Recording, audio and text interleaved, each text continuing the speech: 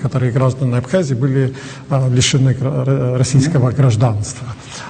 Это тоже как бы не обсужденная, не расшифрованная проблема. Она остается вот для абхазской общественности. Вот это что было, и с чем мы имеем дело, и как вы эту проблему? Понимаю, смотрите. Болезненно. Я понимаю, да, и хорошо это понимаю, да, и вижу, что это есть дискуссия. Смотрите, первое.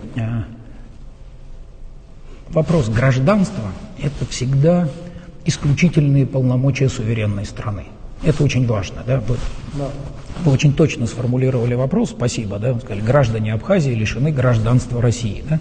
Вот очень важно, что есть вещи в любом диалоге, которые обсуждаются вместе, которые являются предметом совместного ведения, а есть вещи, которые каждая суверенная страна решает самостоятельно. Вот вопрос гражданства – это вопрос исключительной суверенности. Да? Только Республика Абхазия принимает решение, кому дать гражданство Абхазии, только Республика Абхазия принимает решение, кого лишить гражданства Абхазии. Она никому ничего про это не должна объяснять. И каждый, кто скажет Абхазии, ну-ка объясни, почему ты это сделал, ну, в некотором смысле демонстрирует неуважение к ее суверенитету. Да? Ровно такая же история с Россией. Теперь, второе. Как у нас это устроено? На самом деле, за последние несколько лет в России лишены гражданства более 3000 человек. Только 3 из них – это жители Абхазии.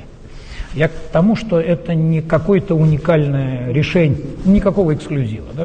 Главный ответ такой. Подобного рода решения принимаются исключительно соответствующими органами власти Российской Федерации и принимаются на основании только вопросов безопасности России и не за слова, а за дела.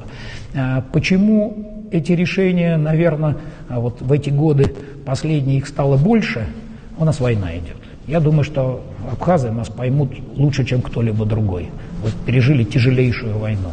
В условиях войны, знаете, какие-то вещи, которые в условиях мирного времени могут счесться, да, ну так, да, можно посмотреть сквозь пальцы. В условиях войны нельзя. У нас идет война, в том числе и информационная, да, и она жесткая.